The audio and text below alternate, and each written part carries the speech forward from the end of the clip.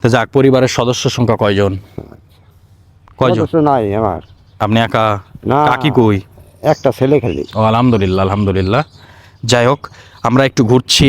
আপনাদের মতো যারা পরিশ্রম করে, খেটে একেবারে মেহনতি মানুষ রয়েছেন, যারা কষ্ট করে এই শাকসবজিগুলো আমাদের জন্য চাষ করছেন, সেই মানুষগুলোর সাথে আমি একটু কথা বলছি, দেখছি কি চাষ করছেন সেগুলো নিয়ে কথা বলছি। ডাড়াও করছেন আপনি না? হ্যাঁ। আচ্ছা, থ্যাংক ইউ, খুব সুন্দর লাগলো। হ্যাঁ, একটি লাভজনক ব্যবসা। এই ব্যবসা আপনি করতে পারেন। এই যে এপাশে ডাঁটার শাক চাষ করা হয়েছে, এগুলাও কিন্তু এর সবগুলোই খাবারের জন্য খুব ভালো। বিশেষ করে আপনার সবজিটা হচ্ছে আপনার হেলদি রাখতে আপনাকে, এবং অতিরিক্ত কোলেস্টেরল বা চর্বি শরীরে থাকলে আপনার খাদ্য তালিকায় অন্তত একটি বার দিনে শাকসবজি রাখতে হবে। শাকসবজি আপনার কোলেস্টেরলগুলোকে রিমুভ করে, তারপরে আপনার হজম শক্তি অর্থাৎ ডাইজেশন প্রসেসটাকে খুব ভালো করে।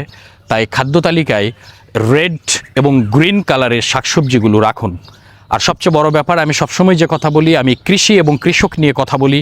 কৃষি এবং কৃষকের দুটোর মধ্যে সম্পর্ক স্থাপন করার চেষ্টা করি, এবং সেই মানুষগুলোর কাছে আমি যাই, দ্বার প্রান্তে আমি যাই এবং তুলে ধরি কৃষি এবং কৃষকের জীবন বৃত্তান্ত। আমার ভিডিওগুলো ভালো লাগলে ভিডিও দেখবেন এবং ভিডিওটি অবশ্যই